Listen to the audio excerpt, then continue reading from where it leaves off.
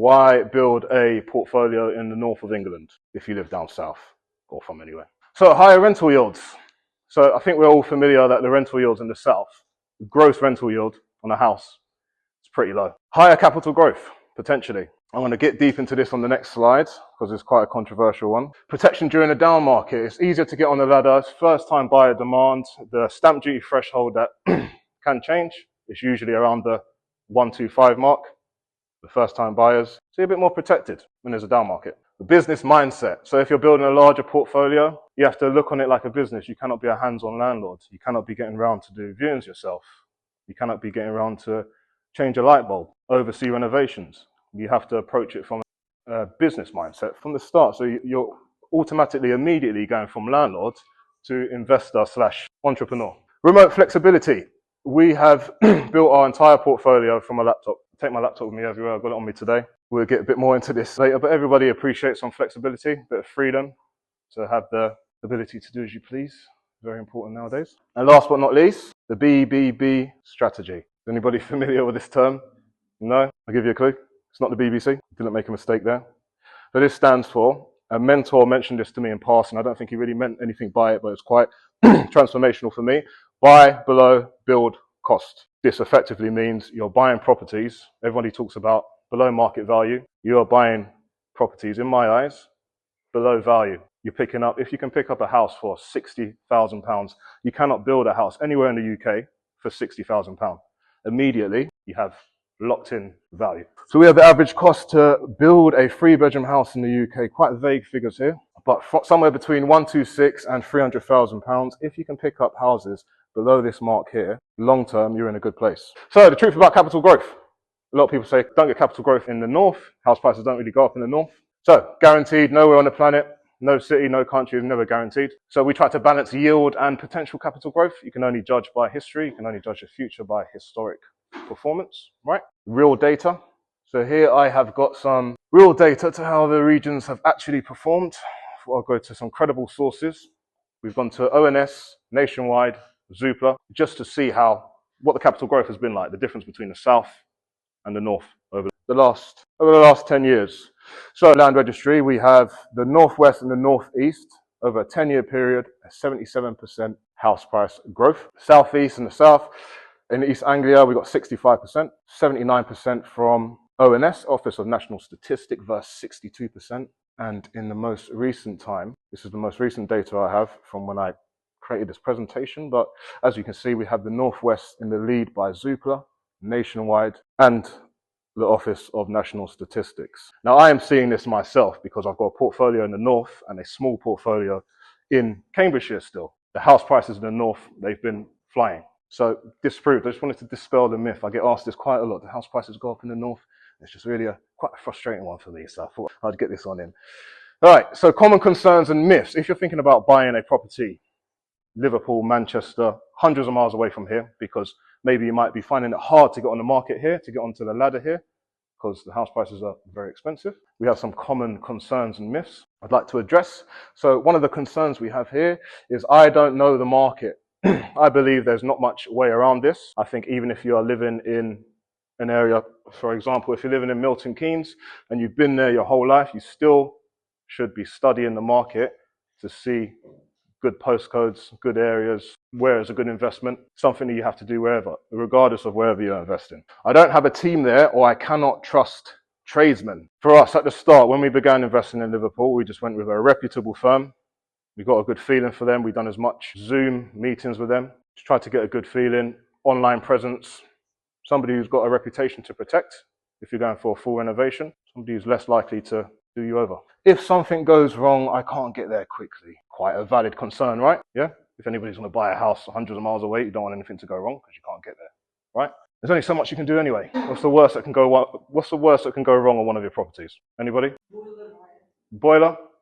Perfect. Fire? That's why we have gas safe engineers. That's why we have firemen. Unless you are a multi-skilled, unless you are a fireman, gas safety engineer, electrician, all in one, it's going to be quite rare, and it won't be the best use of your time anyway. There's only so much you can do. Yeah, I won't be able to oversee refurbs properly. That's why we always suggest to get a project manager, and for extra security to get a third party to check in from time to time. I'll get into this on the next slide. So myths. House prices won't go up as much. We've gone through this. I invest close to home so I can keep an eye on things. It's only true if you are a stalker.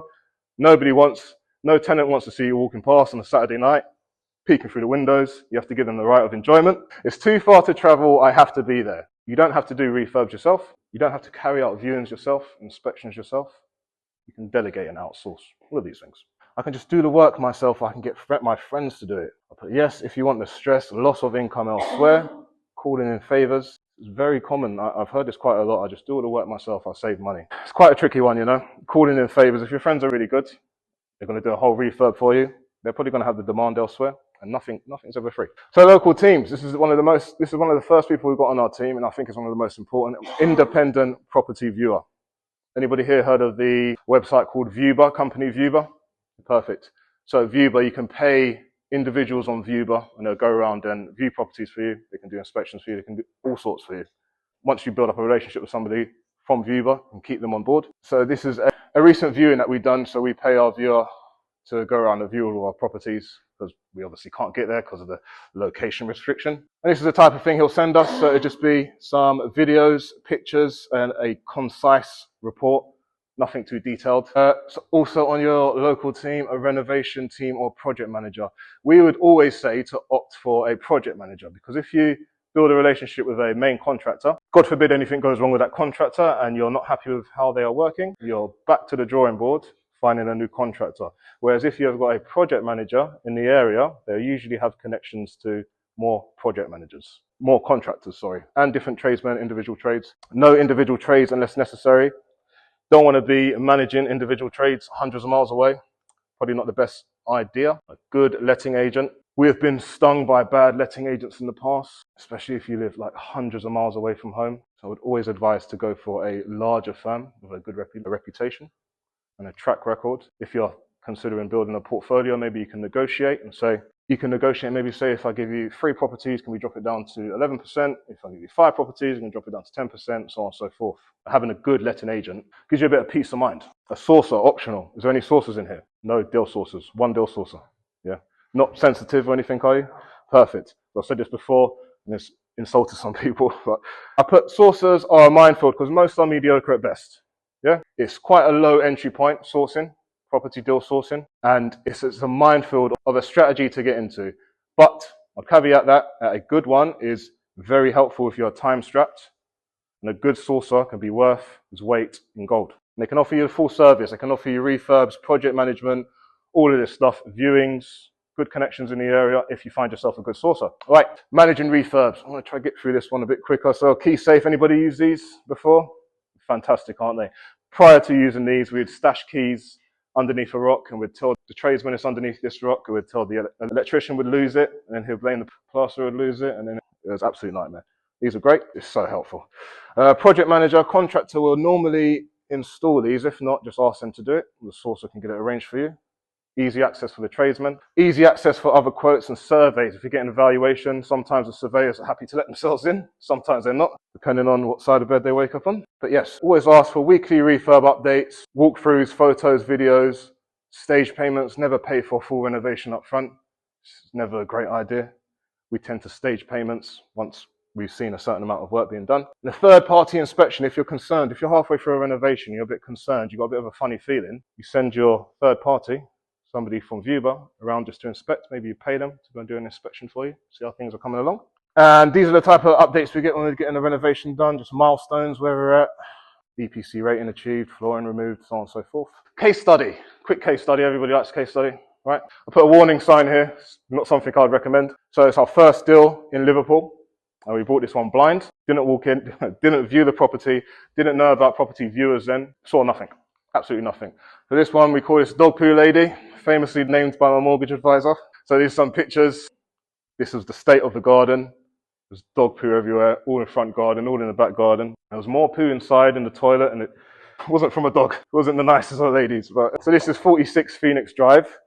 Just go through some figures, come over this side.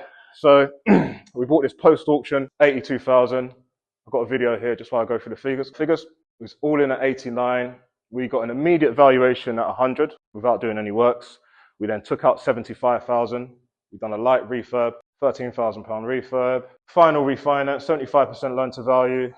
Cash left in was 8,250. So our return on capital, 51%. And this is now rented out. We've had a rent increase since then. So this return has gone up a touch. Light refurb on this one. I think we just done carpets, a bit of decorating, radiators, refurb, refreshed the kitchen and a few other bits. Very creative this lady was, of course you can see of her writing, but yeah, lovely property, quick, easy in and out one. And that is my daughter Violet there. So how we can help. So we are actively working with investors, people who are time strapped, want to benefit from how the North is performing, but don't have the time to build a portfolio, don't have the time to invest up north, don't have the time to do it themselves. Maybe they're getting good return elsewhere, or they are very busy professionals elsewhere. Something new we are offering as well, we do end-to-end property purchase. So similar to sourcing, where we have a lot of properties ourselves that we agree and we take into conveyance, and we just have like a pipeline of deals. And sometimes we just cannot complete on them. So we are effectively looking to partner up with people who want to get involved in the North, particularly the Northwest. So our patch is Merseyside. We can connect you with a renovation team, project managers, agents, guaranteed rent agreements. We're working quite a lot with social housing companies at the moment. And yes, we also have a barcode. We have a mailing list. We send out weekly updates on the property market, insights, gems, tips to what we're doing on a day-to-day. And this is our barcode. So anybody wants to scan and join our mailing list, it'll be hopefully quite valuable to you. And this is us on Instagram. So 100 Bricks Limited and Jared.property. It'd be nice to connect with you all. Thank you for having me.